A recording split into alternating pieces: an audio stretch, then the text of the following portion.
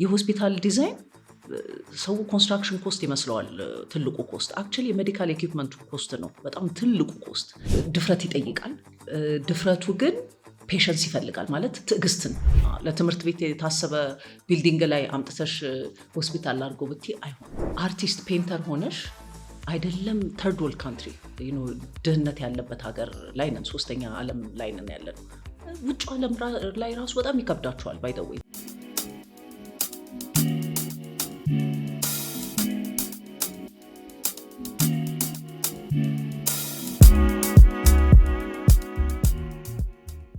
ሰላም፣ ይህ በእሷ ኔትወርክ አዘጋጅነት በሪኒው ካፒታል አስተባባሪነት የሚቀርብላችሁ የእሷ ታሪኮች የተሰኘው ፖድካስታችን ነው።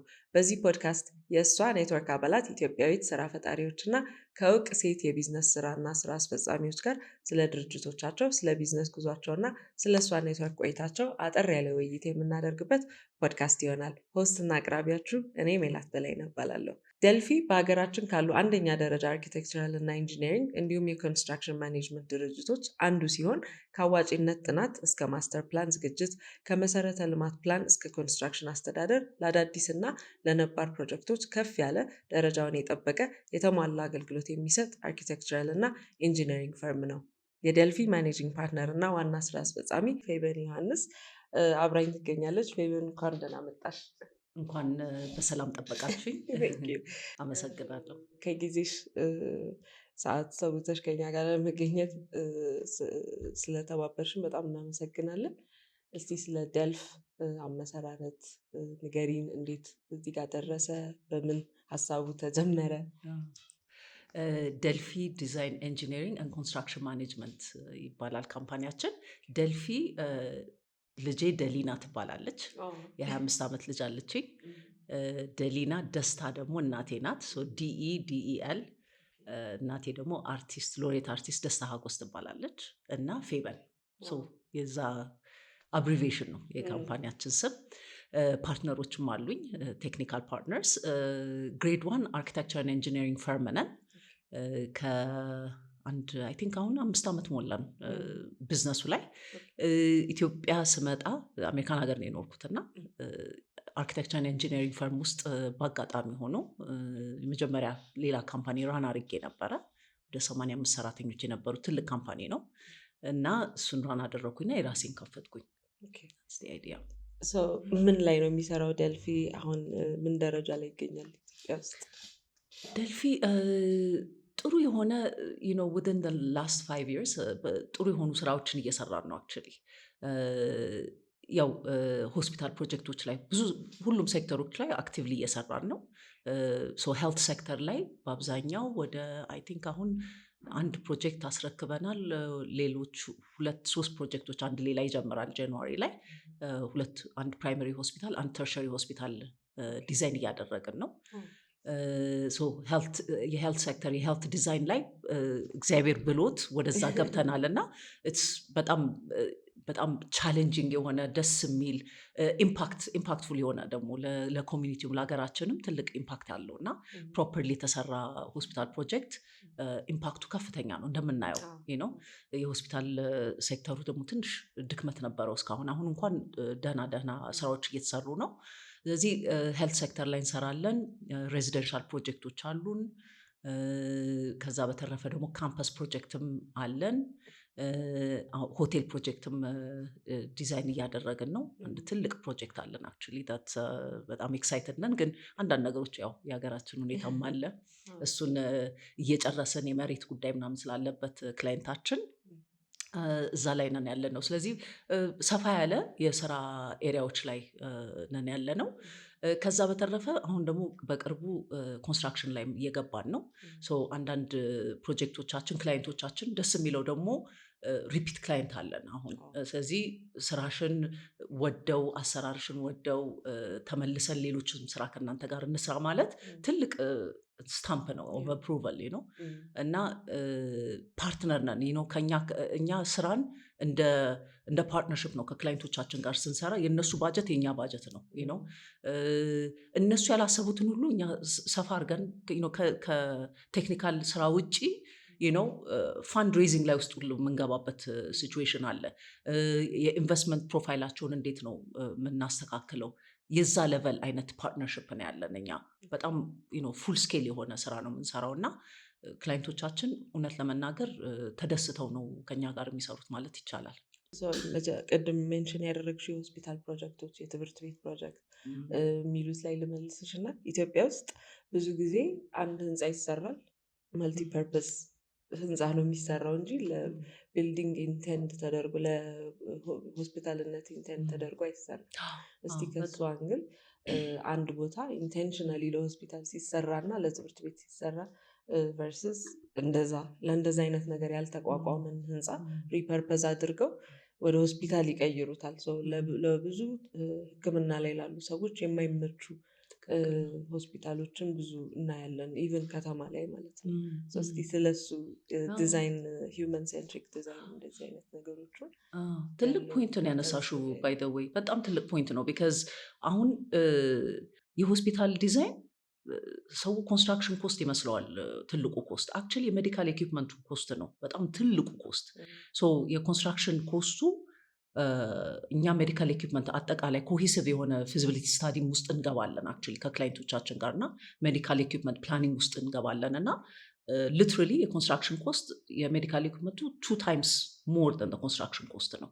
ዋት ደስ ዳት ሚን? አሁን የሜዲካል ኤኩፕመንትሽን ፕሮፐርሊ ፕላን አውት የፋንክሽናል የሆነ ስፔስ ፔሸንት ሴንትሪክ የሆነ ማለት ለታካሚው እና ለአገልግሎት ሰጪው ዶክተር እና ነርሱ ባክ ኦፍ ሃውስ ያለው ሰራተኛ ያንን ሁሉ ኮሂሲቭ የሆነ ፋንክሽናል የሆነ ስፔስን ነው ማሰብ ያለብሽ መጀመሪያ።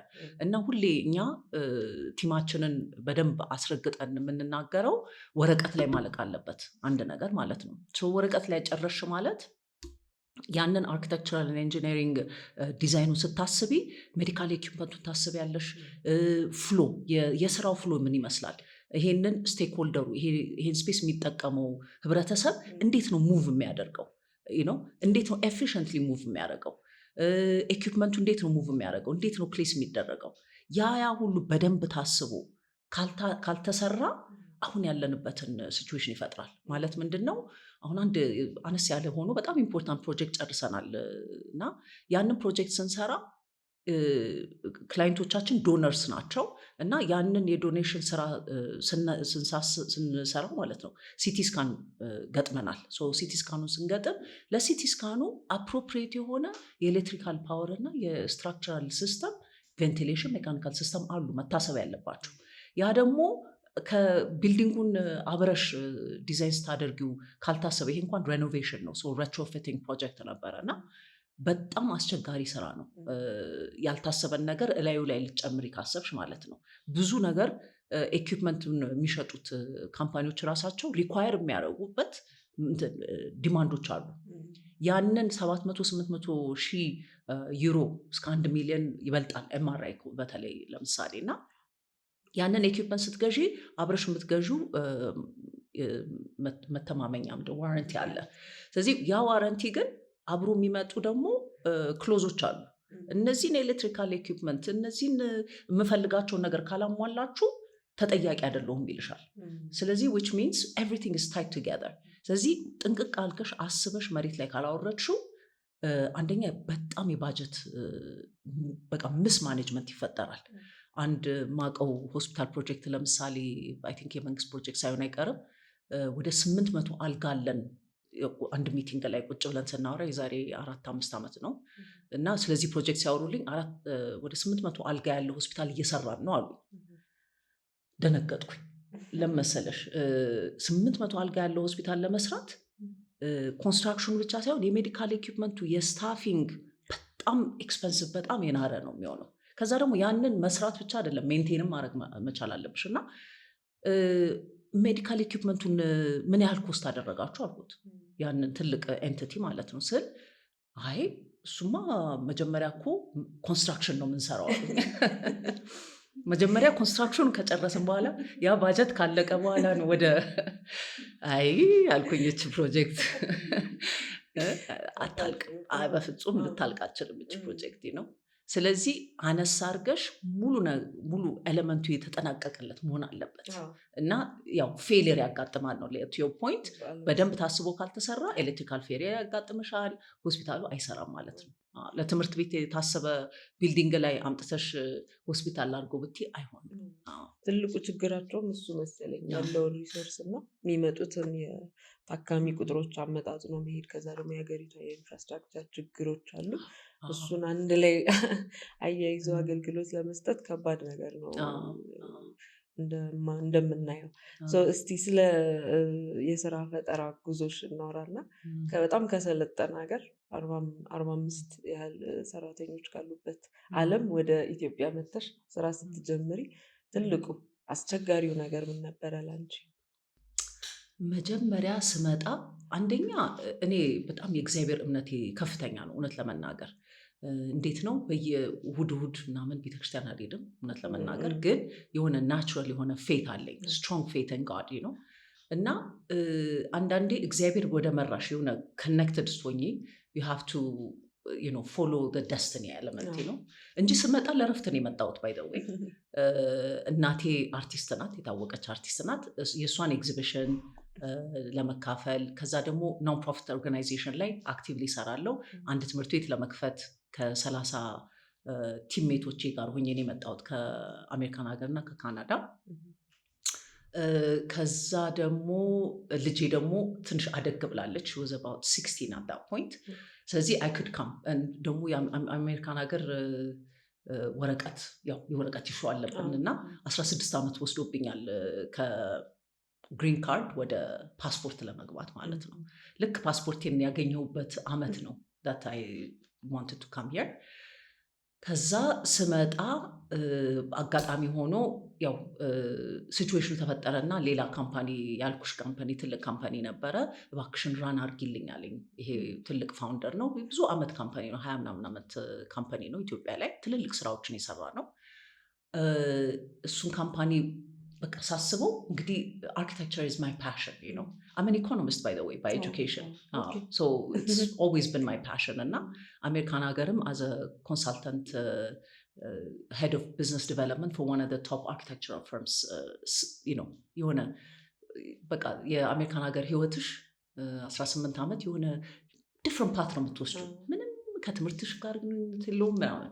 ሲንግል ማምም ስለነበርኩኝ እንዲህ ብዬ ብዙ ሴክተሮች ላይ ሰርቼ ራሴን አስመስክሬ ነው እንጂ የአሜሪካን ሀገር ቴስቲንግ የሆነ ኢንቫይሮንመንት ነበር መጀመሪያ ላይ። ወይም ኦቨር ኳሊፋይድ ወይም አንደር ኳሊፋይድ ስራም ለማግኘት ትንሽ ያስቸግር ነበር እና መጨረሻ ላይ ግን the last bit of my life in the US head of business development ነበርኩኝ for Carrier Johnson Plus Culture የሚባል ትልቅ የታወቀ አርኪቴክቸራል ፈርም። ያኔ ነው ይሄንንም ስራ እዛ ውስጥ ስገባ በሌላ በኩል ማለት ኦነሮቹ ሌላ ቦርድ ላይ አክቲቭሊ ስለምሰራ የነበረው በዛ ነው። በቃ እንደው እባክሽ ጆይን አድርገን ብለው የገባሁትና ያኔ ነው የአርኪቴክቸር ፓሽኔ ትዝ ያለኝ ነው። በጣም ነው የምወደው አርኪቴክቸር። እዛ ጀመርኩኝ። ከዛ እዚህ ስመጣ ይሄ ትልቅ ካምፓኒ ኦነር እናቴ ኤግዚቢሽን ላይ ነው የተገናኘ ነው፣ ተጋብዞ ማለት ነው። እናቴ ታውቀዋለች። እና ከዛ እንደው እባክሽን ይሄን ትልቅ ካምፓኒ ወደ ሌላ ሌቨል እየወሰድኩት ስለሆነ ራን አድርጊልኝ አለኝ። that's how it started። ስለዚህ በቃ እግዚአብሔር መሆን ያለበት ነገር ነው የሚል እሳቤ አጋጠመ ማለት ነው። ስለዚህ በዛው ቀጠልኩኝ። ያንን ካምፓኒ ራን አደረኩኝ። ትልቅ ካምፓኒ ነው። ትንሽ ሼርም አለችኝ እዛ ካምፓኒ ውስጥ። ያንን ራን ካደረኩ በኋላ the first thing ያው አዲስ ነኝ ለሀገሩ 18 ዓመት እዚህ አልኖርኩም። እኔ ደግሞ ያው መኖር አንድ ቦታ መሆን አለብሽ ካለ እግዚአብሔርም honestly you have to ብዙ ጥያቄ መጠየቅ አያስፈልግም። you just assimilate ታደርጊያለሽ እዛ ውስጥ እና assimilate አደረኩኝና አንድ ግር ያለችኝ ነገር የነበረችው ኢኒሺያሊ አሁን ዋናዋ ቀንደኛ ነኝ ግን ለቅሶ ትልቅ ቲም ያለን ወደ 85 ሰራተኞች ነበሩና እኔ ሲኢኦ ነኝ የካምፓኒው። ሁሌ ለቅሶ አለ። የኮሚኒቲያችን እንትን አይደለ። ስለዚህ እናት ወይም አባት የሰራተኞቻችን ካረፉ ኦፊስ ተዘግቶ ሁላችንም እንሄዳለን፣ ቀብር ማለት ነው። እና መጀመሪያ ላይ ያው እኔም ስራውን ከአሜሪካን ሀገር ስለመጣሁ we have to run the company ኦኬ እናንተ ኃላፊዎች የተወሰኑ ሚድል ማኔጅመንት እንሰሆን እናንተ ሄዱ እኔ ቆያለሁ እያልኩኝ ትንሽ ግርግር ይለኝ ነበረ።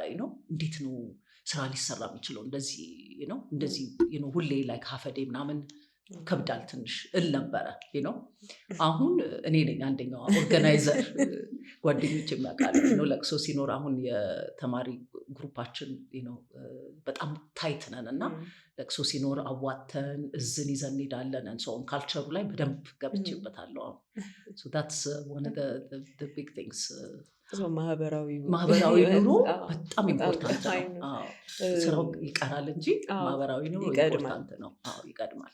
የኢትዮጵያዊ ባህላችንም የማህበራዊ እሴቶች የምንላቸው እንትኖች ቅድሚያ የሚያደርጉት ያው አብረን ኮሚዩናል ሶሳይቲዎችም ስለሆነ አብረን ቅርርባችን በጣም የጠበቀ ነው። ግን ለትልቅነታችንም ትልቅ መሰረት የሆነው ሰው እስቲ ከዚህ ሳንርቅ ስለ ቤተሰብሽ የተወሰነ ነገር አጫውችን። እናቶች በጣም ትልቅ የተከበሩ ባለሙያ ናቸው። በኢትዮጵያም ስማቸውን በደንብ የገነነ ነው እና እዛ ቤት ውስጥ ማደግ አሁን ፌበል ላለችበት ቦታ የነበረውን አስተዋጽኦ እስቲ ንገሪ። እናቴ በጣም በጣም ቬሪ ኢንትረስቲንግ። ምክንያቱም አርቲስት ፔንተር ሆነሽ አይደለም ተርድ ወርልድ ካንትሪ ድህነት ያለበት ሀገር ላይ ነን፣ 3ኛ ዓለም ላይ ነን ያለ ነው።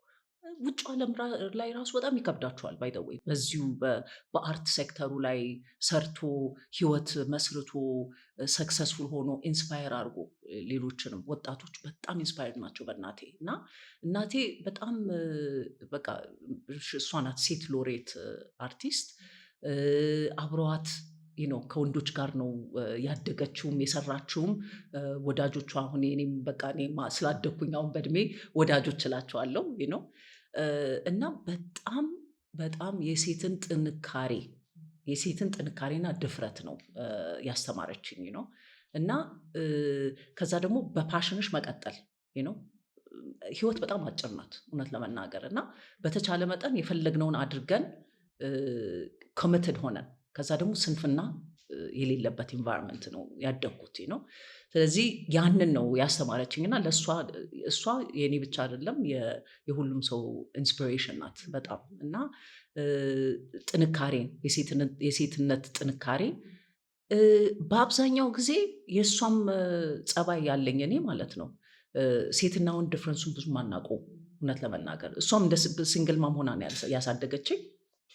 እኔም ልጄን ሲንግል ማም ሆኜ ነው ያሳደግኳት እና የነበርኩበት ኢንቫይሮንመንት ላይ ብዙ ጫና የለብኝም እውነት ለመናገር። ጫና ምልሽ ምንድን ነው ራሴን ከወንድ ሴት ስለሆንኩኝ ይሄ አንዳንዴ ማየት ከፈለግሽ አንድ ነገር ልታይ ትቻለሽ አይደለ? ሴንሲቲቭ ኮንሽ ቱ ዳት ሲቹዌሽን በቃ ዩ ማይት ፊል አፌክትድ ባይ ኢት አለ አይደል? never had it very seldom ያ ነገር ያጋጠመኝ። እሷ ፓርት የእናቴም አስተዋጽኦ ይመስለኛል እና በኩልነት ነው እሷም የኖረችው። ወንድ የሚሰራውን ስራ እየሰራች ነው የምትኖረው። የሴትና የወንድን ዲፍረንስ ብዙም አፌክት አያደርገንም። አይ ቲንክ አይ ጌት ኢት ፍሮም ሄር ይመስለኛል። አባቴ ማስተርሱን ኤምቢኤውን ሰርቶ ማለት አሜሪካን ሀገር ነው የተማሩት እናቴና አባቴ። እሱ ኤምቢኤውን ሰራ፣ እሷ ፋይን አርትስ ዲግሪዋን ያዘች ከሉትረን ዩኒቨርሲቲ የሚባል። ከዛ በኃይለስላሴ ጊዜ ልክ ኃይለስላሴ እንደወረዱ ተመለሱ ወደ ኢትዮጵያ። እኔ እዚህ ነው የተወለድኩት። አባቴ አርፏል።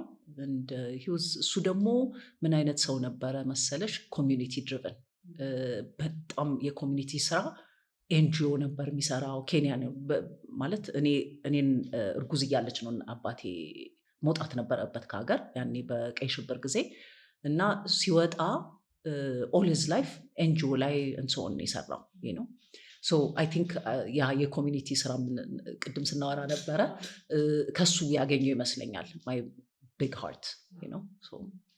የሁለቱን ባላንስ አድርገሽ ዲዛይን እና የፊላንትሮፒክ መልሶ ማህበረሰቡን ማገልገል።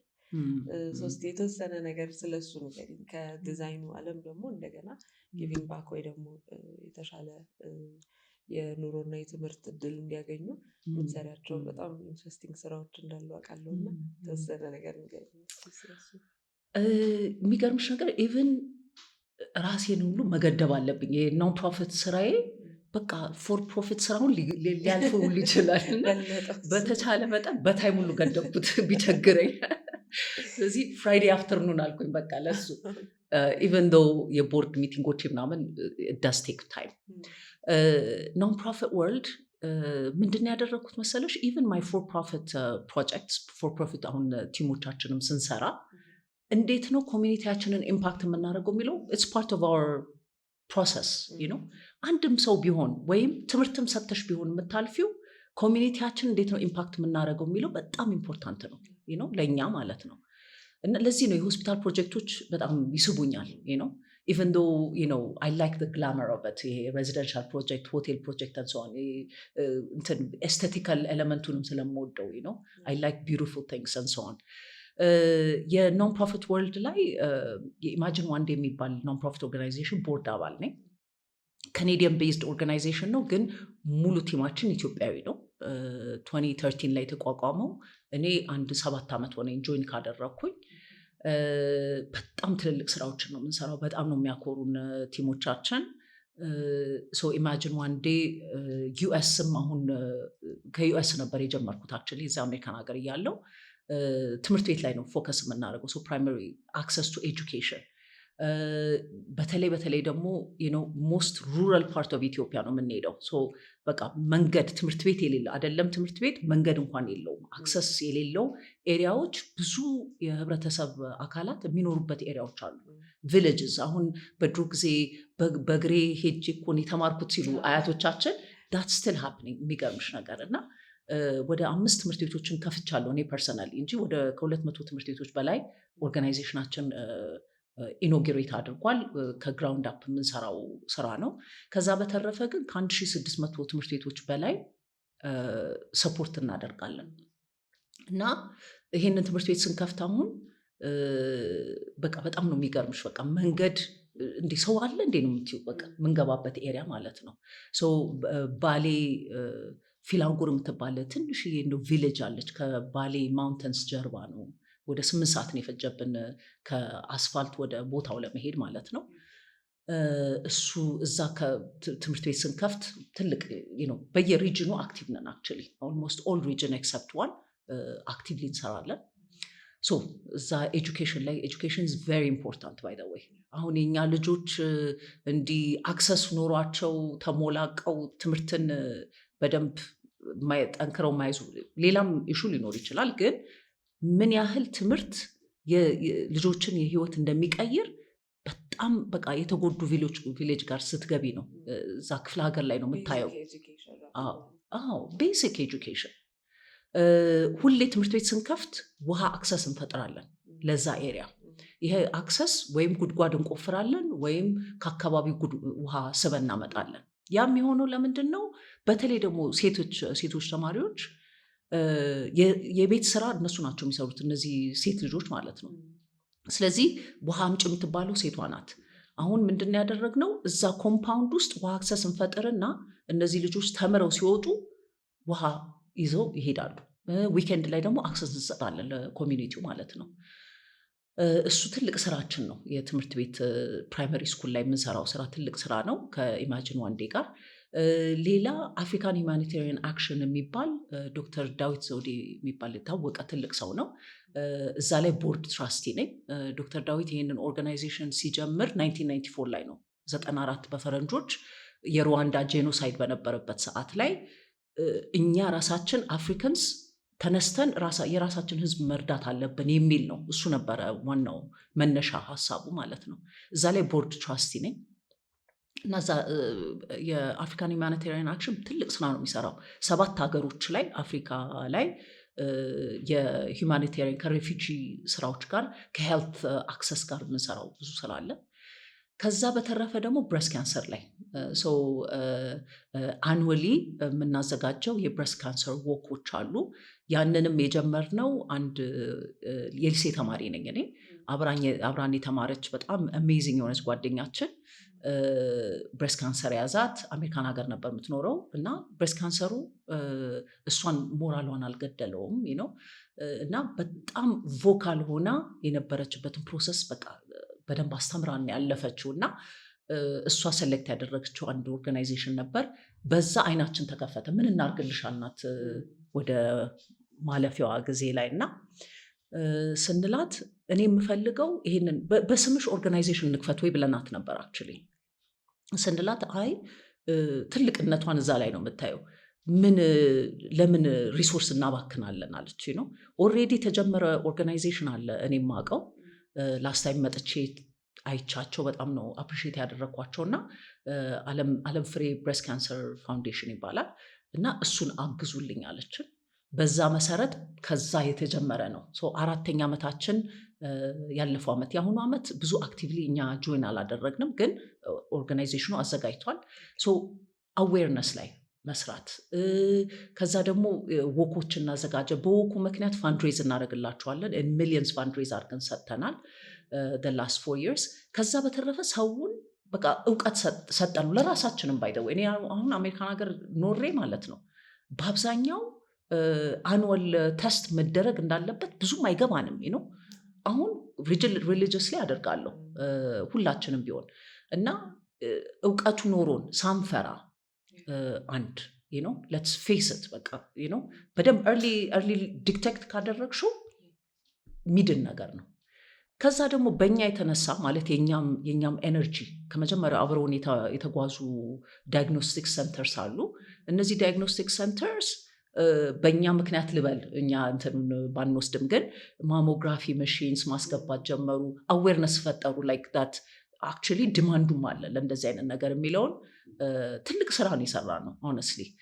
ኔክስት ይር ደግሞ በጣም በሰፊው መሰራት አለበት። ቢካዝ አዌርነስ ብቻ ሳይሆን ትሪትመንቱንም እንዴት ነው የምናሳድገው እዚህ ሀገር የሚለውን በጣም መስራት አለብን። ምክንያቱም 132 ሚሊዮን ህዝብ ያላት ሀገር ናትና ያስፈልጋል። በጣም የሚደነቅ ነው። የራስን ስራ በሁለት እግሩ ቆሞ ከዛ ደግሞ ለሌሎች ሰዎች መትረፍ መቻል። ያውም ደግሞ እንዳልሽው አብዛኛው እሱን ፓርት የያዘ አሁን የፊላንትሮፒክ ማህበረሰቡ መልሶ ማገልገል የሚለው ስራ ስለሆነ በጣም ደስ ይላል። እንትኑ ቀላል እንደማይሆን እገምታለሁ፣ ግን ሁለቱን አስማምቶ መሄዱ በጣም በራሱ የሚደነቅ ነገር ነው። እስቲ ወደ መጨረሻ ወደ ማጠቃለሉ እንሂድ።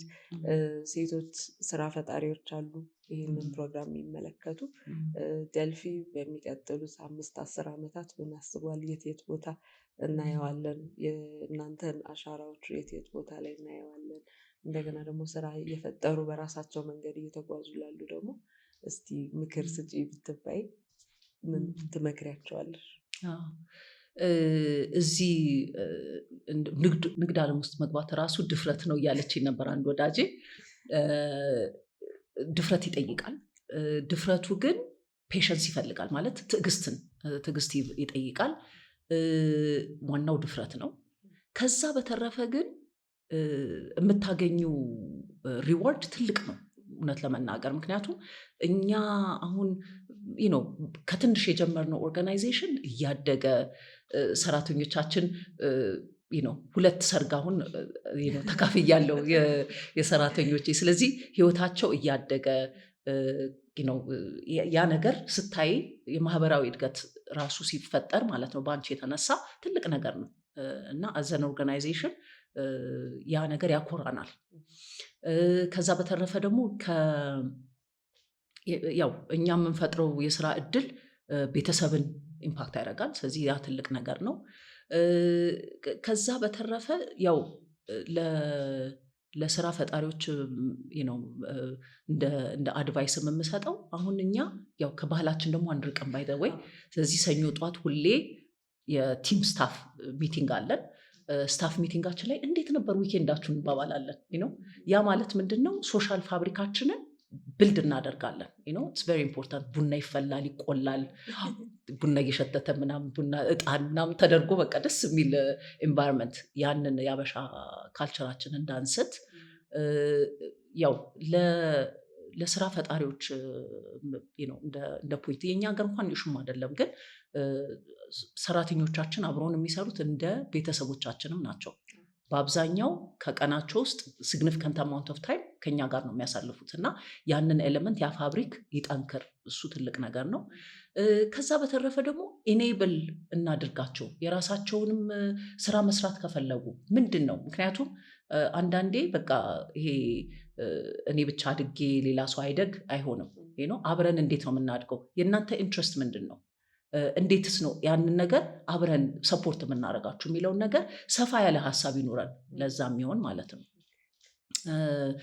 ናን ፕሮፊት ላይ እንሳተፍ አዘን ኦርጋናይዜሽን። ይሄ ኮርፖሬት ሶሻል ሪስፖንሲቢሊቲ የሚባል ነገር አለ በውጭ ዓለም ላይ እና እኛም ሀገር ምንም ገንዘብም ትርፍም ባይኖር፣ ምክንያቱም ንግድ ዓለሙ በጣም ታፍ ነው ራይት ናው።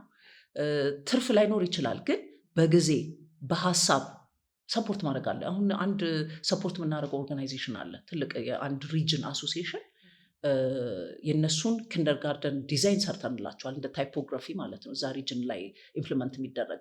በሌላ ነገር ልናግዛቸው አንችልም፣ ግን አትሊስት በሀሳብና በስራው ልናግዛችሁ እንችላለን ብለን ማለት ነው። ስለዚህ እነዚህ ኤሌመንቶች ላይ እንስራ እንደ ስራ ፈጣሪዎች ነው ለማለት እንፈልገው። በጣም ደስ ይላል። ፌቨን አይቢስ በደንብ ሰፋ ያለ ሰዓት ኖሮን ሌላም ጊዜ ደግሞ ተገናኝተን የደልፊንም አፕዴቶች እንደምንሰማ እርግጠኛ ነኝ። አብረውሽ መስራት ለሚፈልጉ ሊያገኙሽ ለሚፈልጉ ከአንቺም ልምድ መካፈል የእሷ ኔትወርክ አንዱ አባል እንደሆንሽ አውቃለሁ። እዛ ቦታ ላይ በምን መልክ ያገኙሻል ከተመልካቾች? ቅድም የጠየቅሽን ጥያቄ ያለመለስኳታለች። እቺ 5 year 10 year ጎላችን እና ፉትፕሪንቱ ምን ይመስላል የሚለው እንደ ኦርጋናይዜሽን እኛ ምናልባት ሰብሰብ ብለን ነው የምንሰራው። ሰው ላይ ያቀን ይችላል፣ ግን እንደምናድግ አውቃለሁ። ኮንትሮልድ የሆነ እድገት ነው የምንወደው እኛ። ከዛ በተረፈ ግን ማልቲፕል ኤሪያዎች ላይ እንደምንሰራ አውቃለሁ። በዲዛይን በአርኪቴክቸር ኢንጂነሪንግ ፉትፕሪንት መተው እንፈልጋለን። በተለይ ደግሞ ሰስቴናብል ዲዛይን የምንለው ላይ ግሪን ኢኮ ፍሬንድሊ የሆነ ዲዛይን ላይ ፎከስ እያደረግን ነው። ከዛ በተረፈ ግን within the next 10 years ስማችን ሌሎች ፕላትፎርሞች ላይ ይኖራል። አንድ ስታርታፕም ላይ እየሰራን ነው ቴክኖሎጂ ፕላትፎርም ላይ እና አቅጣጫችን ሰፋ ያለ ኢምፓክታችን ሰፋ ያለ እንደሚሆን አስባለሁ። በዚህ አጋጣሚ እሷ ኔትወርክ በጣም አፕሪሺየት የማደርገው ኔትወርክ ነው እና መጀመሪያ ስብሰባ ላይ ትዝ ይለኛል ተገናኘን እና በቃ ማቃቸው ሪስፔክት ማድረጋቸው የሴት ተጽዕኖ ፈጣሪ ነው የሚባለው እና ቢዝነስ ውመን የነበሩበት ኢንቫይሮንመንት ነው እና ያንን ኢቨን ኔም ኢትሰልፍ አይደለ ስሙ ራሱ በጣም ነው ደስ የሚለው እና እሷ ኔትወርኩን መፍጠር በጣም ኢምፖርታንት ነው ለሴቶች፣ በጣም ኢምፖርታንት ነው። ምክንያቱም ያለንበት ሩጫ ከባድ ነው እና ያንን ሩጫ ሰፖርት የሚያደርግሽ ፕላትፎርም ሲኖር ሀሳብ መቀየር ትችያለሽ። ጠቃሚ የሆኑ ደግሞ እንትኖች አላቸው፣ ስፒከርስ አላቸው። ለምሳሌ እያንዳንዱ ኤሪያ ላይ ታክስ ላይ፣ ሎ ላይ፣ ኢንቨስትመንት ላይ እንሰሆን እና ያ ነገር ትልቅ ሰፖርት ነው ለእኛ ብዬ ነው የምገምተው። በጣም ነው አፕሪሼት ማደርጋቸው። ሜቢ ዌብሳይታችሁ ከዛ ባሻገር ሌሎች ሰዎችን ማግኘት የምትችይበት? ደልፊ ግሩፕ ዶት ቀላል ናት። ደልፊ DELFE ግሩፕ .com እዛ ላይ ያለው ኢሜይል ምንድን ነው ሌላ ያለው ኢሜይል አለ። አድሬሳችን ለበንዝ ታወር ቻኖል ያለበት ሃይነከን ያለበት ፎቅ ላይ 3ኛ ፎቅ ላይ ነን ያለ ነው። ስለዚህ መጥታችሁ ልትጎበኙንም ትችላላችሁ። ከዛ በተረፈ ከኛ ጋር መስራት የሚፈልግ በጣም ዝግጁ ነን። ኢንተርንሺፕ ፕሮግራሞችም አሉን በየዲፍረንት ዘርፉ። እባካችሁ ጆይን አድርጉ እንላለሁ። እዛ ላይ ባለው ኢሜይል ሜሴጅ መላክ ትችላላችሁ። ሶሻል ሚዲያ ላይ 2026 ላይ ጥሩ እንሰራለን ብዬ ነው የምገምተው። ሶሻል ሚዲያ አንዱ እቅዳችን ነው። በጣም ደስ ይላል። ሰው መጨመር የምትፈልጊ ነገር ከሌለ እኔ ጥያቄዎችን ቴንኪው። አይ ቲንክ በደንብ ካቨር አድርገናል ሁሉን ነገር። ቴንኪው ሶ ማች። በጣም ጎበዝ ኢንተርቪወር ነሽ አንቺ። ቴንኪው። በጣም ነው የማመሰግነው። ጥሩ ቆይታ ነበር የነበረ። መልካሙን ሁሉ እመኝልሻለሁ። በምታደርጉት በጎ ስራም ደግሞ እንግዲህ እግዚአብሔር በብዙ እንደሚከፍላችሁ እርግጠኛ ነኝ። የዛሬው የእሷ ፖድካስት ቆይታችን ይሄን ይመስል ነበር። ከሌላ እንግዳ ጋር በሌላ ጊዜ እንገናኛለን። አመሰግናለሁ።